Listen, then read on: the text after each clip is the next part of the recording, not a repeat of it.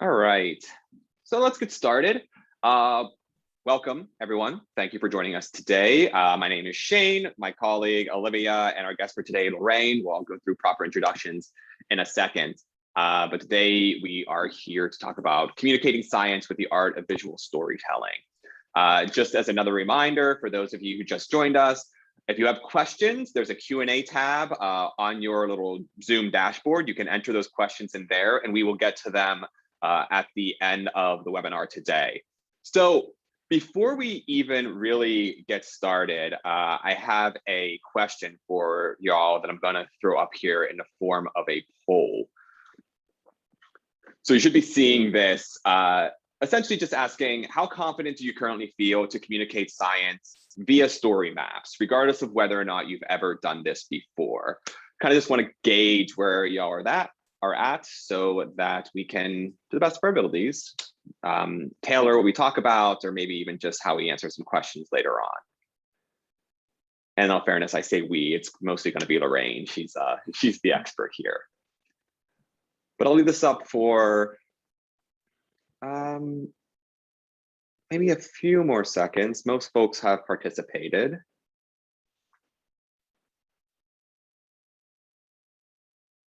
All right, let's see what we got. Okay, so kind of on the bottom end of confidence, and that's okay. That's why y'all are here. So with that, we'll just go through some brief introductions before we get into the bulk of what we're talking about today. Briefly about us, and if you've been on our previous webinars, apologies, but if you aren't familiar with who we are the American Geophysical Union. We're a big Earth and Space Science society. We have a bunch of journals. We have one big conference, virtual or otherwise. Every year, a handful of other topical conferences, depending on what's happening that year. Within AGU, as we acronym ourselves, is the Sharing Science program. And that's myself and Olivia. And our goal is to provide scientists with the skills, tools, opportunities that they might need to communicate their science with any audience through really any mode or medium, whether that's storytelling or through social media or with journalists or policymakers or visually, audio, whatever it might be. We do this through a number of different ways. You are participating in one of them. We have a really robust webinar series every year. We also do workshops. Right now, we're doing virtual workshops, so a little bit more hands-on. We have a ton of online resources, a very active social media account, which I manage, a robust website, all sorts of other opportunities. So if you come out of this and you're thinking, I want to know other things about science communication, we have lots of stuff there. Sorry, I just happened to look at the Q&A. Someone asked if I do the podcast. I do our podcast, and I'll talk about that at the end. So briefly, I'm Shane Hanlon, one of the folks in the Sharing Science program. I'm a scientist by training. I have a conservation background, came to science communication via science policy, and now a lot of my time is spent teaching science communication, but also telling stories. And so I do that through the audio medium, through podcasts, and a little bit of the visual, but I've dabbled in story maps, but really haven't done a lot with it. So I personally am very excited for this today. And I'll let Olivia introduce herself. Sure. Hi, everyone. Olivia Ambrogio. I too came to science communication from originally being in biology. That's not a requirement for sharing science. It just sort of happened. Among the things that I continue to do is what I call stealth educating. So like with these horseshoe crabs here, I'd like buttonholing people on beaches and telling them about ocean life. And have also found it really fascinating, all of the ways that you can tell stories visually. So I too am really looking forward to today's presentation. And before we hand things over to our guest, I have one more question for you all. So we talked about the confidence thing. I actually want to know who all has used story maps before in any capacity. It could be science, it could be personal. Like I said, I've dabbled in them, but mainly through personal things with just photos from vacations or trips or things like that. So yeah, just want to get a sense of where folks are at. from a have you done this before perspective. And I will use this opportunity to stop sharing my screen and let Lorraine cue things up on her end.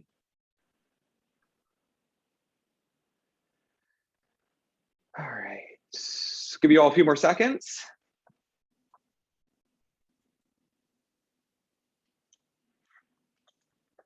All right, okay, so kind of tracking with the confidence thing, majority of folks having used story maps before. So again, that's fine. That's why Lorraine's here. So I've alluded to it, but I'm going to hand things over to our special guest today, Lorraine Tai, who will introduce herself and run through things with you. Okay, and I need to share my screen now, right? Yes. Can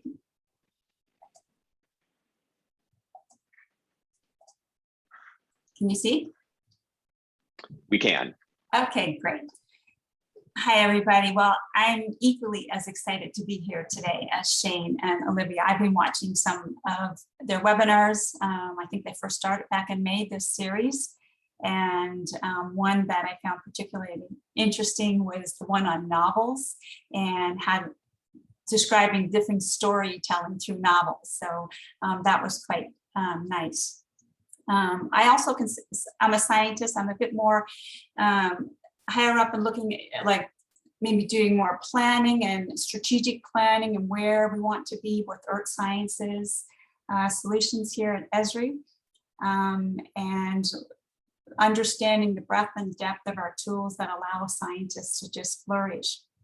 A little bit about myself. I get into into earth sciences through geology and physics and studying the electromagnetic spectrum, and mostly not in the visible portion, but in the microwave portion. So you see this radar image up here. So with the ability to see through clouds and look at large synoptic views, this view over here is Luzon, Philippines, where I was mapping the lithology and structural geology using remotely sensed data.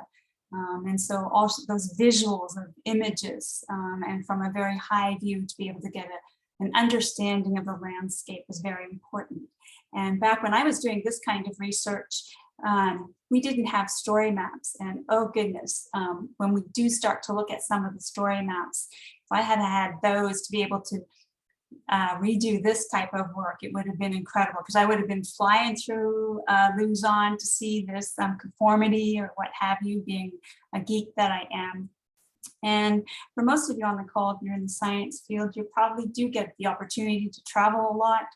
And I've been very fortunate in that regard and be able to spend time with scientists across the globe and see what type of techniques they're working on, how they're telling their stories, how they're engaging with the community, and other research institutions. I've also taught at many.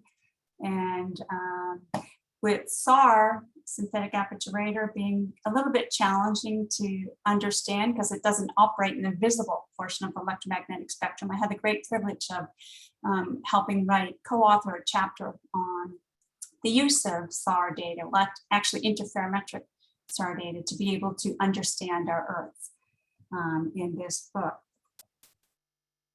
So let me today's intent is, I'm not going to get knee-deep technical per se. We're really looking to focus on a canvas to be able to display and tell your research stories. Whether it's a research paper, whether it's your doctorate program, all the publications that you may wish to deliver, you'll get to see through a series of story maps. We put together a collection specifically for this webinar, and you will have links to be able to view those on your own time, but we're going to take a journey to those. And so today, I just have a few slides, and we're going to go through that journey of story maps. And there'll be a whole series of links. We'll be putting them in the chat as well, and they'll be made available in a follow-up email, as well as in these slides, and you will have access to these slides. So seeing from the polls that there were about, I think it was about a third that had some introduction or familiar with the art of using ArcGIS StoryMaps to tell a story. And then a large percentage that were not familiar with that. And so we have a ton of resources here at these links. And just from many of these are short demonstrations, short online training, learning lessons, in some cases a blog that really just talk to how would one go about using this media to create and share your science through StoryMaps. So I encourage you to check those out.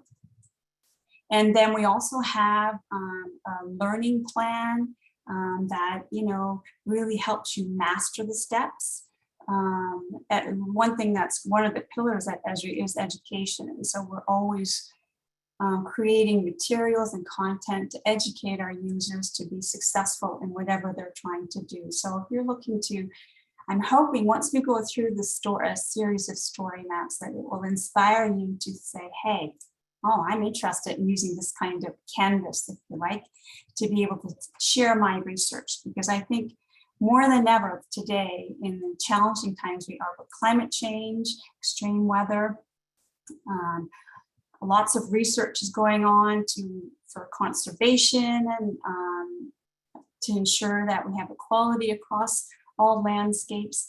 So there's just so many ways to get I think it's important to have our research reach out to everybody possible, and that is possible through this media. So there's another thing that we put together. It's a learn path. And it's like a module steps you through, and you can see 30-minute lesson. It will continue to go down, and I encourage you, it will help you build a winning story map. And later on, I'm going to just mention about, we have a story map competition going on right now. And maybe as we start to go through different story maps, we'll have inspired you enough to share some of your research and enter into this competition. And then, of course, there's additional training here, depending on what your background is, can also guide the training a little bit more.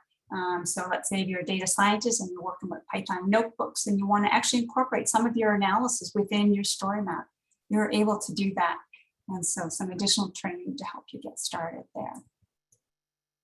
So as I said before, the art of being able to tell stories with story maps, it creates a canvas that integrates all forms of media. You can think of videos, photos, your research, your analysis, animation, and we're going to step through those, a whole series of examples to give you some insight and to help maybe inspire you and see what others are doing with respect to sharing their research through this media. I have this email up here, science@esri.com. It's an email address that many on the science team look at and are always paying attention to. So in addition to putting your questions in the chat today, and we'll try to address as many as possible at the end, and those we don't get to, we'll do that in the follow-up email. But also you can always reach out to us at this email address, and that will be shown later on as well. So I want to give a shout out to a colleague of mine, Michelle Thompson. She put together this collection of 30 story maps that are sharing science through storytelling. And we're going to start to step through a few of these. And the intent is to, rather than get knee deep in technical stuff, just let's look at some of the stories and what kind of visuals they're using. What are they putting in their canvas? How are they able to tell their story? And there's so many things to take into account. Let's say if you have a list of references or a whole series of folks to thank, or if you want to link out to other URLs to really broaden your story, you can do that all through these. So I'm going to escape and now go to, just make this a little bigger. So, if we think about maps, 2- and 3-dimensional maps. You know, they provide context, and especially if you think about science or earth sciences, where I came from, you know, we're always trying to find a location on the ground, whether we're viewing from satellites, we're still coming down to the ground and integrating all kinds of information to understand what's going on. And so this is a story map right here. And so I'm just going through, you know, maps and these types of visuals, they activate our rational or left brain cells, right? And then multimedia, adding photos and video and audio, give us a little bit more of emotion. And this type of multimedia end up activating our right side of our brain. And then, of course, together, we're utilizing our full brain to be able to tell a story. So we're going to get to see, like I said, that collection that we had before. We'll start to look at some of those and just see if some of the things that they're doing. So story maps have been growing in popularity.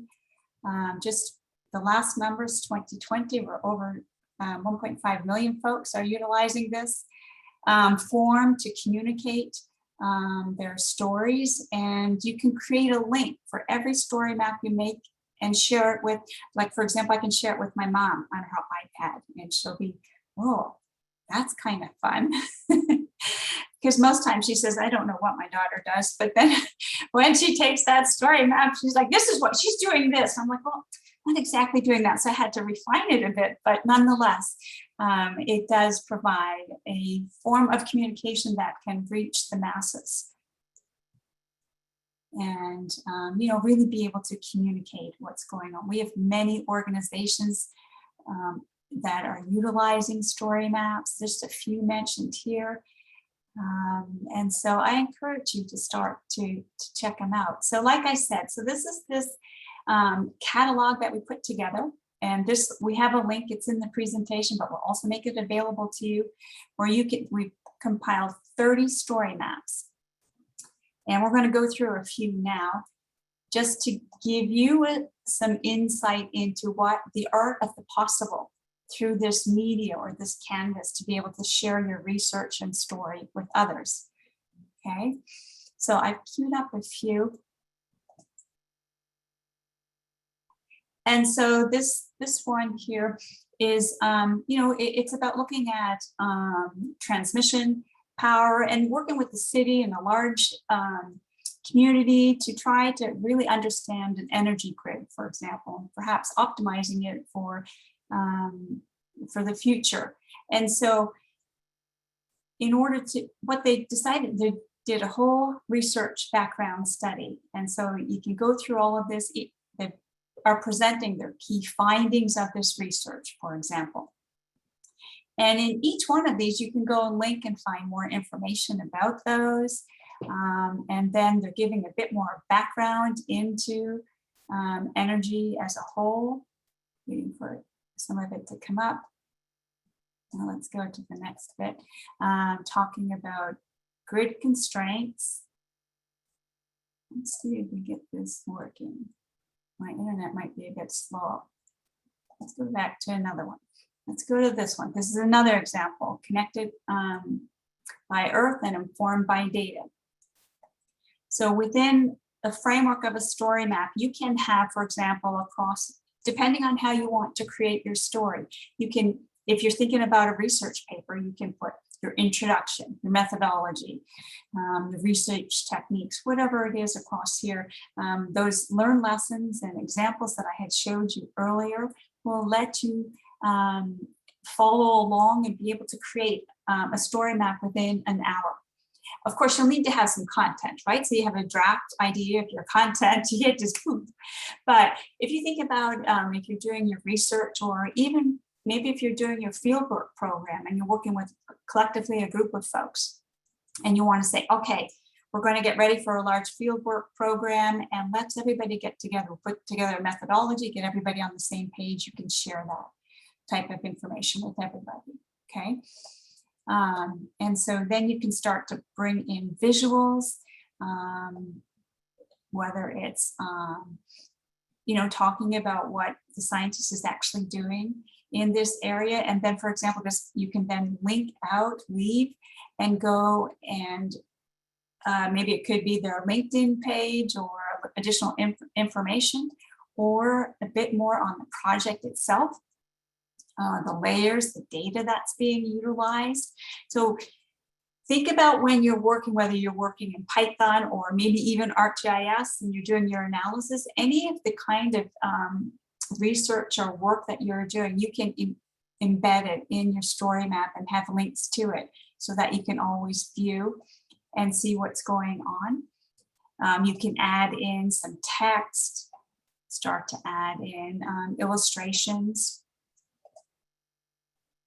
Let's see, what else we have? So here we're seeing, each of the scientists working on different components and showing their data associated with each of their fields. So again, with your research, let's say if this was your PhD doctoral information, and you could have each one, let's say if you had to publish 5 or so publications related to it, you can have each one be a publication and have the research associated with it. Many will have additional research or links, your reference, your list of references or co-authors or what have you can be supplied there as well.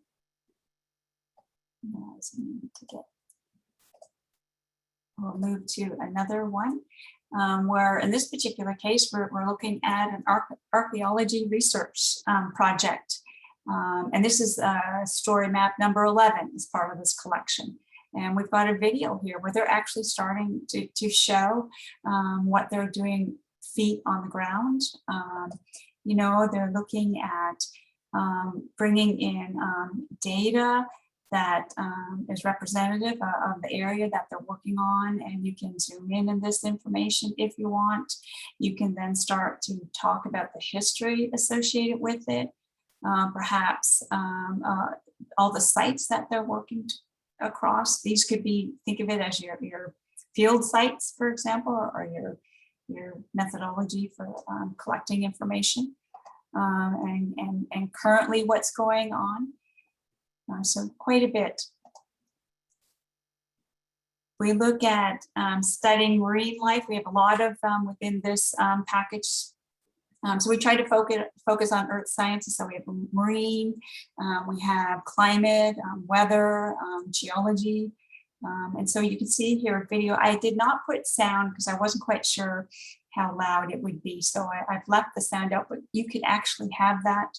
And again, always focusing on credits for each of the story maps and really telling your pleas. So data worth preserving, this passion coming through in this story and really starting to talk about the data collection and why this information is important. Studying what's all involved.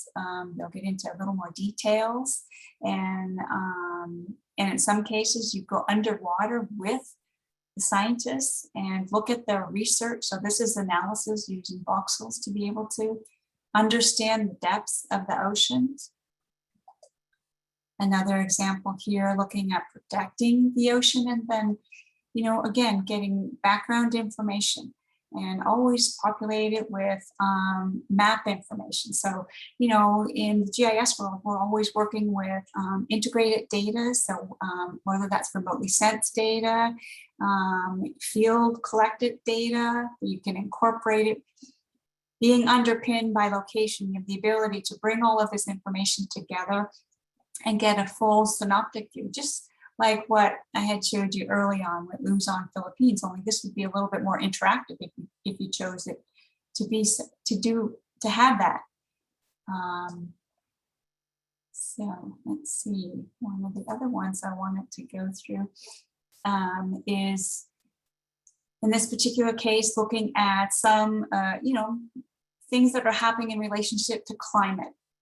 So in this particular case, another form of informing is going through a series of images. So you can click on and you can see here, this text will start to change as we're flipping through some layers. You could either have it like that, or you could have an animation.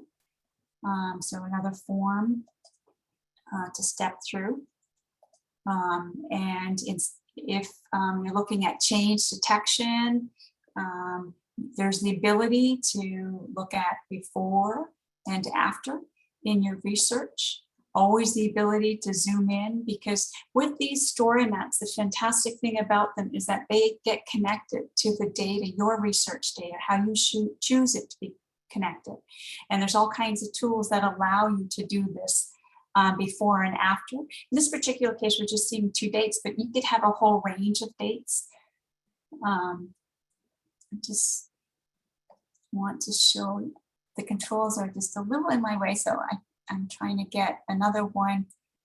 There we go. So we're seeing a little bit more research, and I'm trying to find one where we actually have a video, and it's a revolving Earth, and it's just beautiful in my mind because you're seeing so much of your data pop out through an animation. And then, you know, you could talk about a full timeline, you know, the depth that you can achieve within these story maps is really, it's a canvas for you to decide.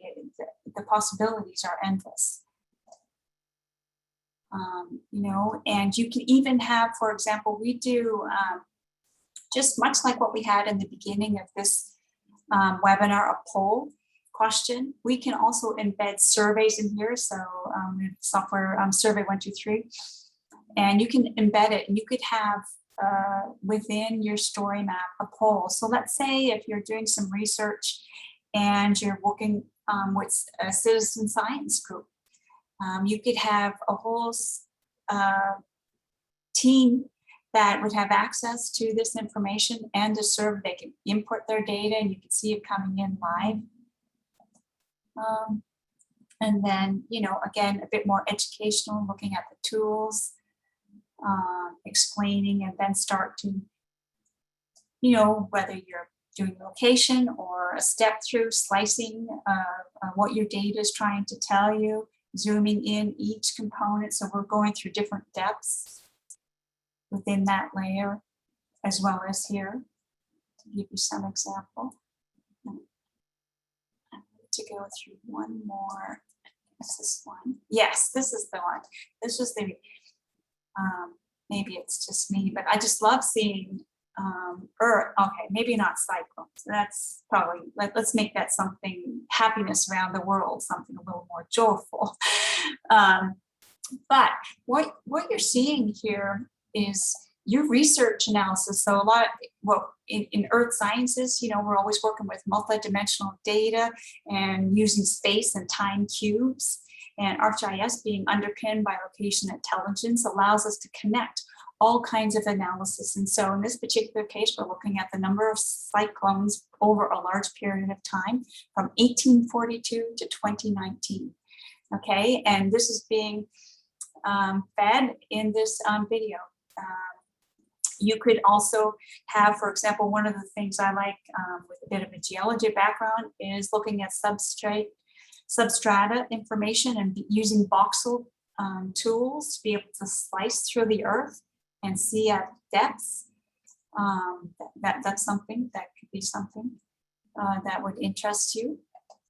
So, you know, I hope you're getting an idea of all the different ways that you can add in information. And you can see here, we're populating. So if you think about when you're working in your research and you're doing animations, this is the tool that we have that allows to look at cyclones over a particular path. And you could demonstrate this information. Like I said, have it connected within the story map.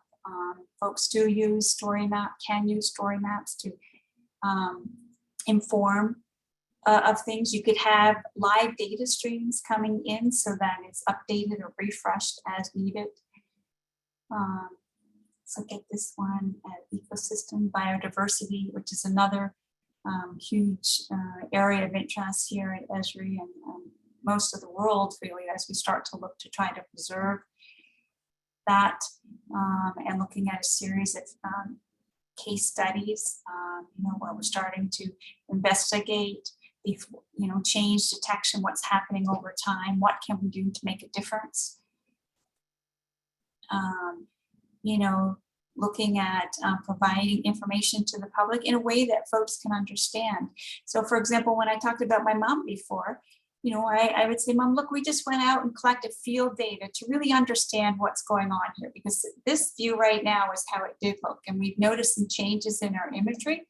And so when we look at it now, this is what's happening. And so we're going to go on a field trip and start to collect samples along here and really start to apply some science and understand a bit more what's going on. So let's see what else we'll see here. Maybe I'll go back and I'll get Olivia to pick a number from 1 to, or maybe I'll scroll down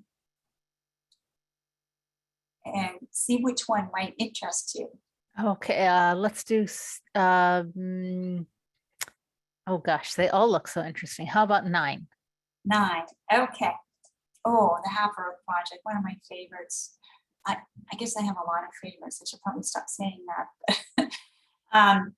Yes, this project, you know, helping us move toward a world where we maintain our species diversity and protect as many habitats as possible so that the future will get to endure all the great life that holds our world. So, you know, Ian Wilson, he's been on our Esri stage before. He's just wonderful. And so this goes through his whole project. I encourage you all to take the opportunity to go through this story map. There'll be opportunities to really understand what's going on with this project, look at what's endangered, look on what's going on, how they're working to preserve half the Earth through analysis and conservation programs to make a difference for the world moving forward. So this is, yeah.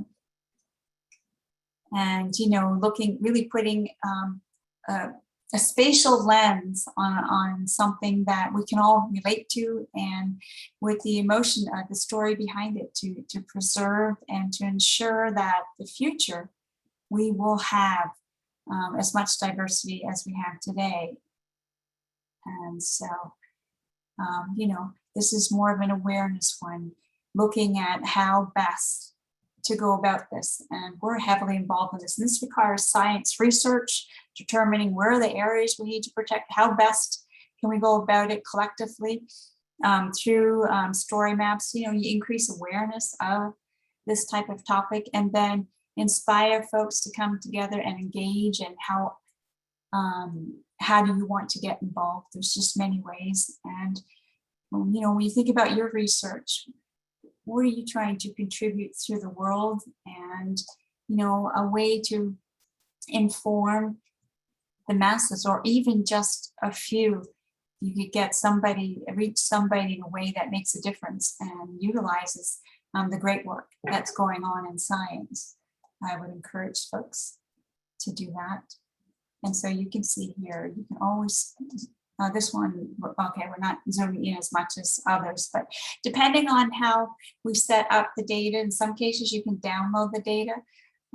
In some cases you get links, go right out and utilize the data as well. I know like our federal partners, NASA and NOAA, use a lot of story maps to educate others, and you can embed training lessons. Some of those lessons that I showed you earlier on how to do things, you can embed those right here. So I think the possibilities are pretty much endless.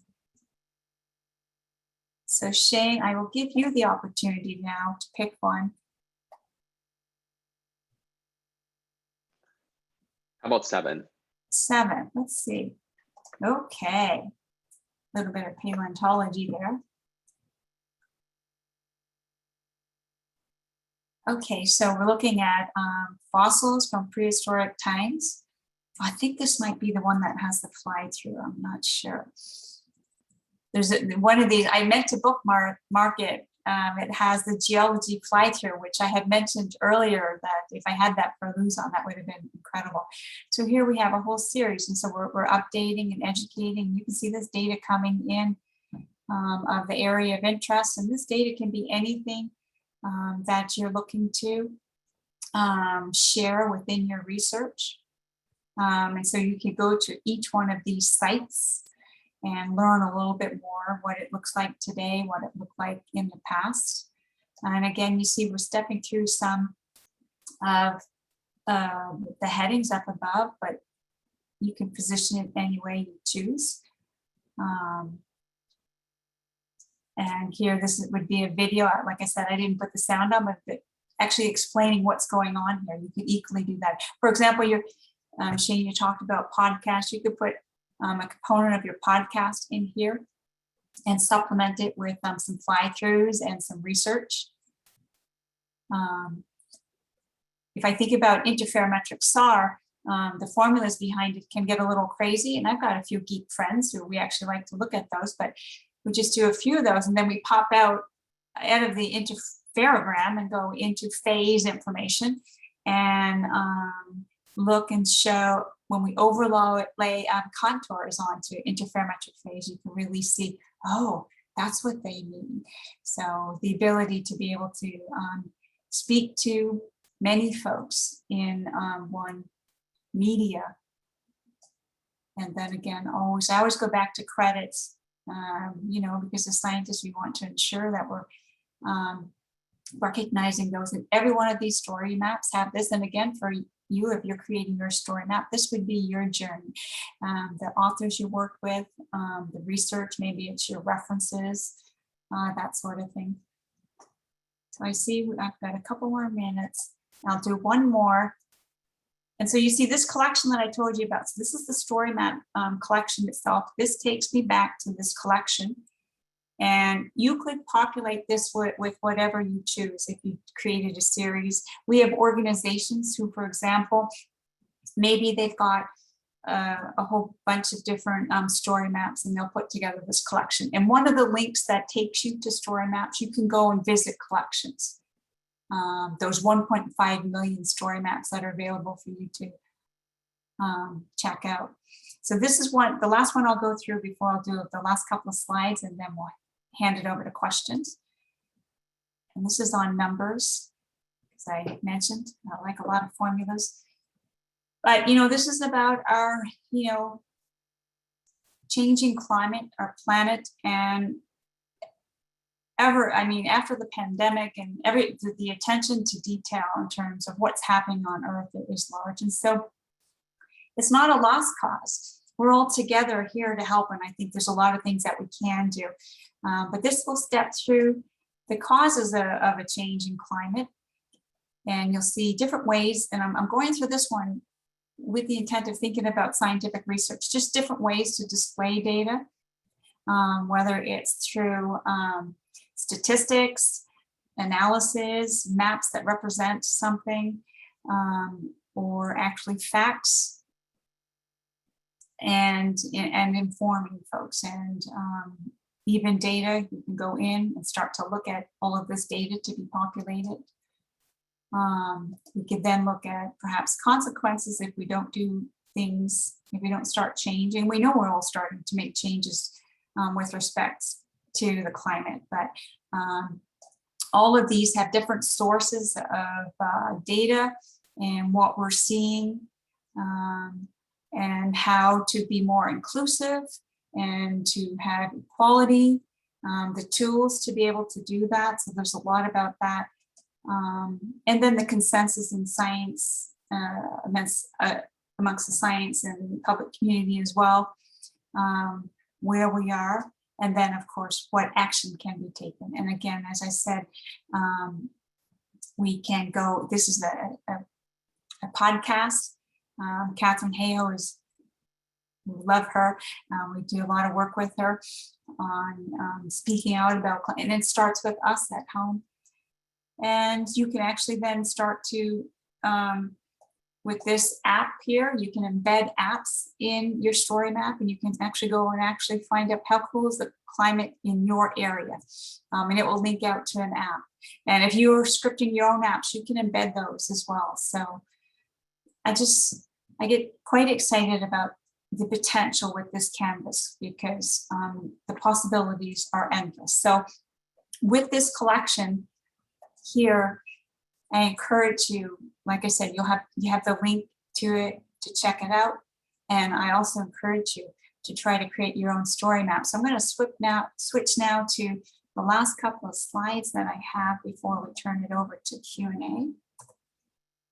So a few more resources, and as I said, these links, these slides are going to be made available to you, as well as these links. So a bit more on just the overarching story maps. We'll go through a bit more of the technical details. I wanted to create the journey through visuals and our customers, how they're implementing and sharing their incredible science and stories with the world. So I hope you enjoyed that journey. And then if you do want to, the 64% or so who are interested or possibly interested now in story maps, there's a whole series of tutorials at this link for you. There's a blog that goes into a little bit more detail. And the next bit is we do have a story map challenge underway. And this is the link to this contest between Esri and National Geographic. And it is going on until October 22nd. And by clicking on this link, you'll learn quite a bit of the details of this, because 2020 is this next decade is the decade of the oceans. And, it makes up 75% of our planet. And we're really now starting to embrace conservation of it and having a better understanding, especially with it being getting greater mapped over time. So I encourage you to check out that story map, and perhaps maybe we've been inspired you to enter the contest. A few more facts about the challenge, just that it's between Esri and National Geographic, to raise awareness and inspire, to raise awareness of the challenges that are being faced with our ocean. And the last announcement, not sure, not too much. Okay, yeah. So in November 3rd and 4th, we have a complimentary Esri Ocean, Weather and Climate GIS form, which myself and a team put together each year. It is complimentary registration, and it's on the 3rd and the 4th.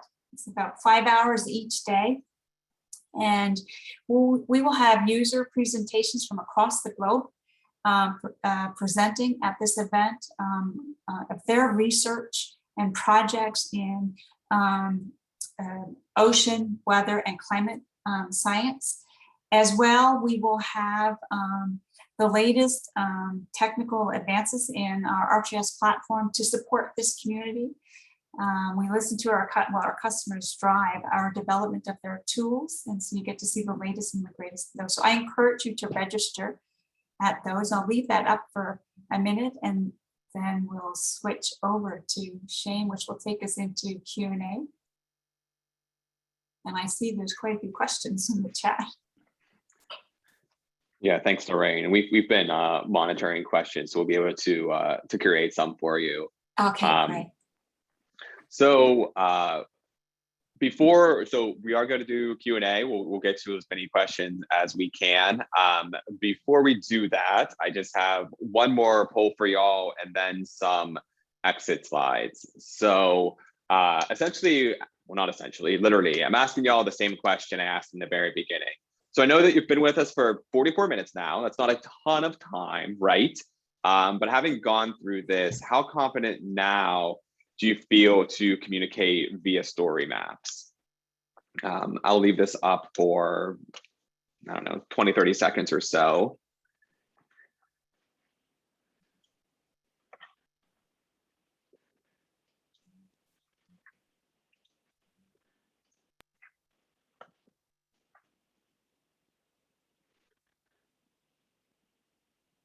All right, starting to level off. I'll give folks a few more seconds.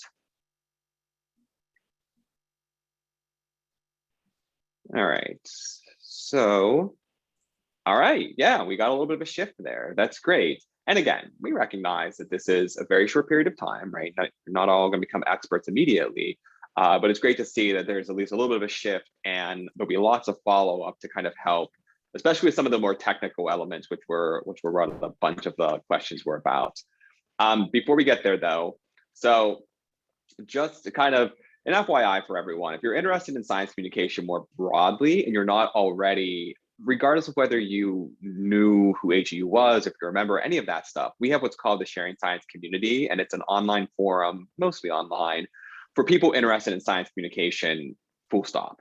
So there's resources, we have a manuscript library, we have all sorts of toolkits and guides. There's an online community where people can provide advice and highs and lows and all sorts of things like that. So if you're interested in that, we encourage you to join. We'll have this in follow-up information as well as we run through these things. I mentioned before, we mentioned a couple of times, we do have podcasts, and this isn't just, hey, listen to our thing. This is storytelling. And it's audio, of course, but we also have some really great visual elements. We get to personal stories from scientists. We talk about research in third pod. Science tells them more of the personal stories. So if you are interested in this and you don't mind my voice, because I am the host and co-host of both of these, we encourage you to check that out as well. And then finally, again, lots of things here now. Well, this is a follow-up, but if you want really kind of more in-depth training and education on science communication from a whole sorts of different areas, we do workshops. So if you're like, oh, I want to do this and I want to have like back and forth and actually be able to talk to these folks, we at AGU have different options for different types of workshops. And with that, I think we'll get into some questions, and I'll stop sharing my screen for now. So Lorraine, there were a lot of like technical type of questions, and that one of those slides you had was really like tutorials and how-tos and that type of thing. But one thing that came up I think would be helpful for folks, lots of questions around themes. So when you create an account and go in, are you always starting from scratch, or are there themes to choose from, or does it depend on the plan? I think that would just be helpful for folks from starting from nothing. Sure. So you're not always starting from scratch. There's templates, and the lesson that had the 9 steps, that can take you through very quickly on how to create a story map. And so with story map, it's administered through ArcGIS Online. And because that's how it works. And then from there, within your organization, you can share across your organization. You can also then create links and share it outside. And so typically we'll have themes. If you just go to the main page, story maps, I didn't queue it up here, storymaps at esri.com. Let me go back. It will guide you through. Oh, well, first off, this is the resources section, but this one here will guide you through a whole set of, let me just copy this one,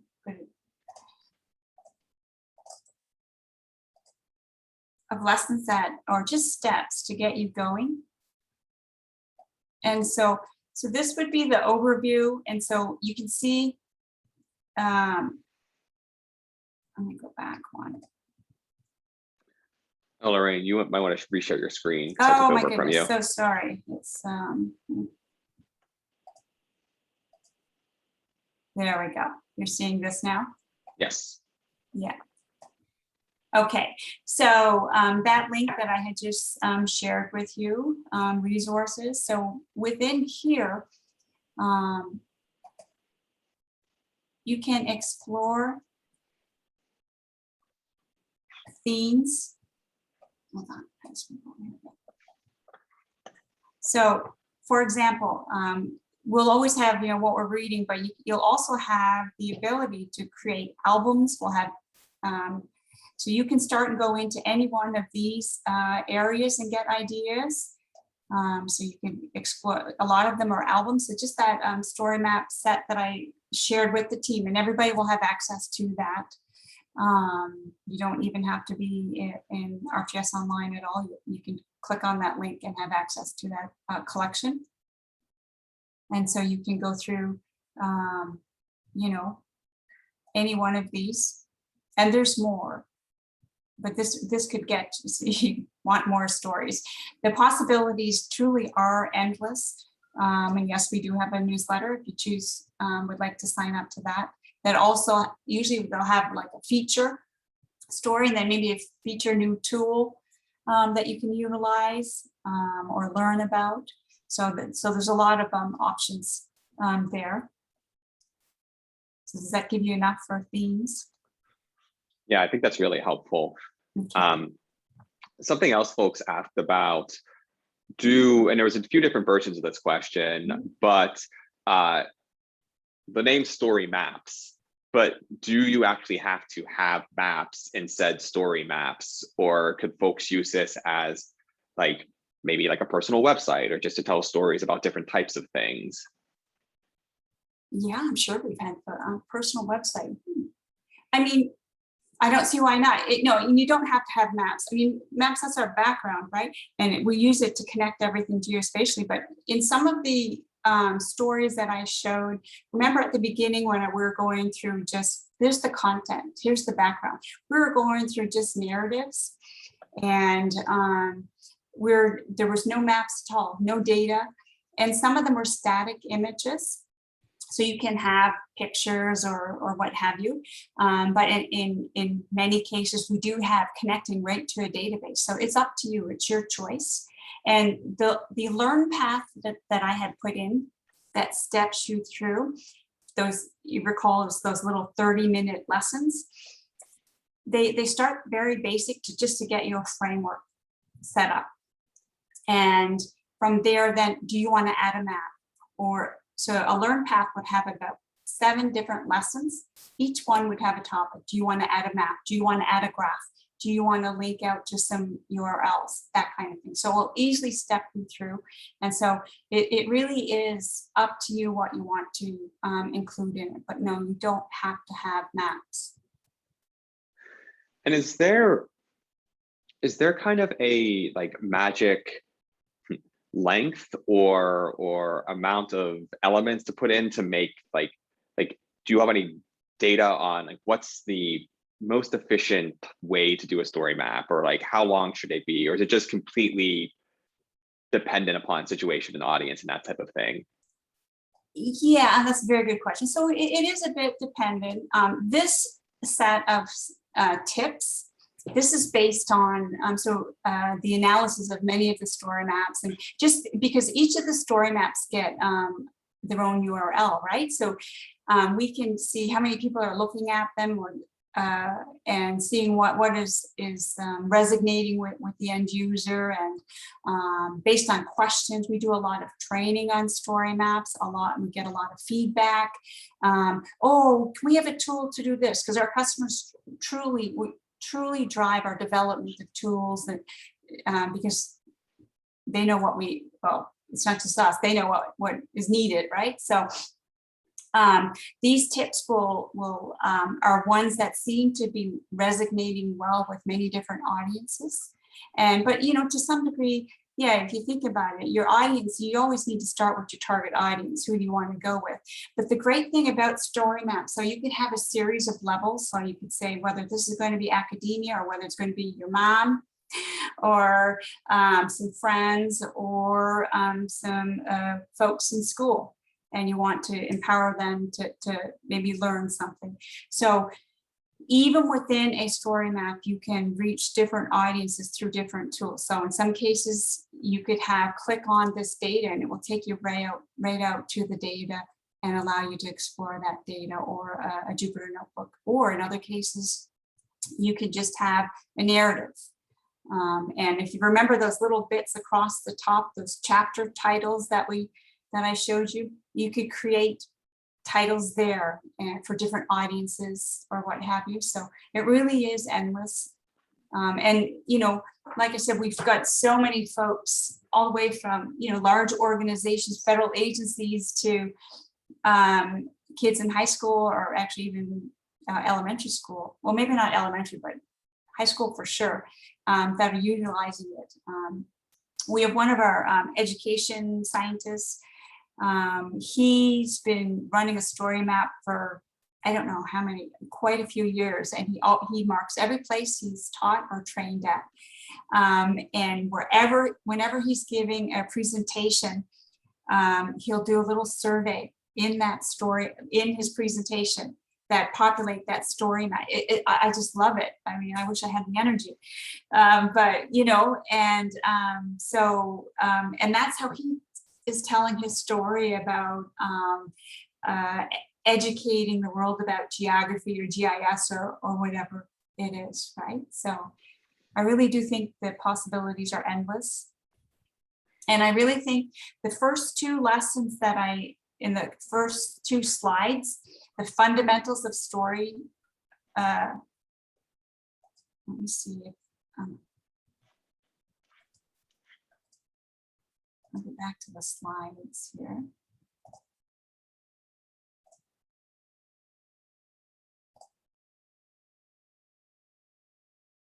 Back to this slide that you, yeah, there we go.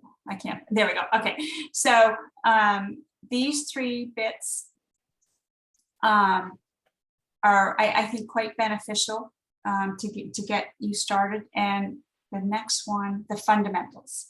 So those two would really, within 30 minutes, and this one is a bit longer, can allow you to really get a grasp. And this article is very good about plotting out your story. Remember, I said you need to have something on paper or digital or what have you to get you started, a framework. But that's really great. Thanks, Lorraine. There are a handful of other kind of technical ones, and we have a hard 3 o'clock stop, so we might right, yes. We actually might stop there. But if we didn't get your question, we'll get to it either through email or direct you to resources that are more kind of technical in nature or individual ones. But we wanted to make sure we had a moment to thank you, Lorraine, for joining us today and leading such a great webinar. I personally learned something. I appreciate it very much. I'm sure our guests did as well. And then to all of you, thank you for joining us. We will be following up within a week or two, depending, but lots of information there. And if you have any questions, you have Lorraine's information, you will have our information, multiple ways to get in contact with folks. Thank you again, Lorraine, and everyone have a great day. Yeah, thank you. Bye. Bye, everyone.